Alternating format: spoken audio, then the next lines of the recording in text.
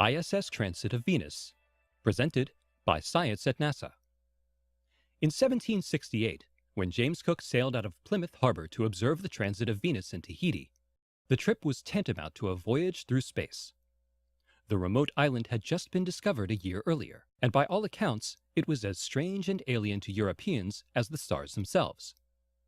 Cook's pinpoint navigation to Tahiti and his subsequent observations of Venus crossing the South Pacific Sun in 1769 have inspired explorers for centuries.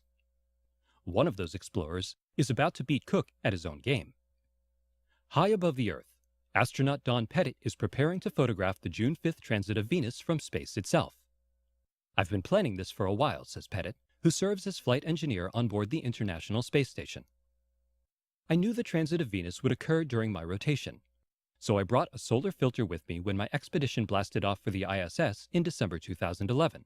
Because transits of Venus come in pairs that occur once every 100 years or so, humans have rarely had the chance to photograph the apparition from Earth, much less from Earth orbit. The Expedition 31 crew will be the first men in history to see a Venus transit from space, and Pettit will be the first to photograph one," says Mario Runco Jr. of the Johnson Space Center. Runco, an astronaut himself who flew aboard 3 shuttle missions, is an expert in the optics of spacecraft windows. Pettit will be pointing his camera through the side windows of the space station's cupola, an ESA-built observatory module that provides a wide-angle view of Earth and the cosmos.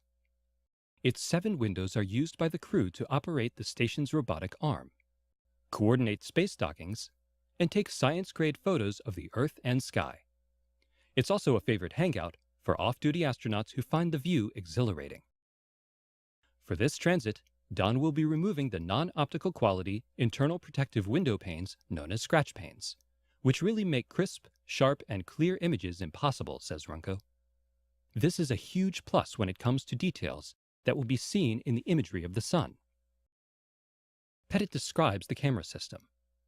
"I'll be using a high-end Nikon D2XS camera and a 1200mm lens with a full aperture white light solar filter. Even with this great camera system, the images would be quite soft if the scratch panes were not removed," notes Runco. "This is only the 3rd time that we will be shooting through the cupola's optical quality windows. I am hoping this becomes routine in the future." This month's transit is the bookend of a 2004 to 2012 pair. Astronauts were on board the ISS in 2004, but they did not see the transit mainly because they did not have solar filters on board. Tiny Venus covers a small fraction of the solar disk, so the sun is still painfully bright to the human eye even at mid-transit. Pettit's foresight to bring a solar filter with him makes all the difference. How would Cook feel about all this? "I don't think James Cook would be too envious," says Runco. "After all, he did get an all-expense-paid trip to Tahiti out of the deal." For links to the historic webcast, which begins on June 5th at approximately 3 p.m. Pacific Daylight Time, tune in to science.nasa.gov.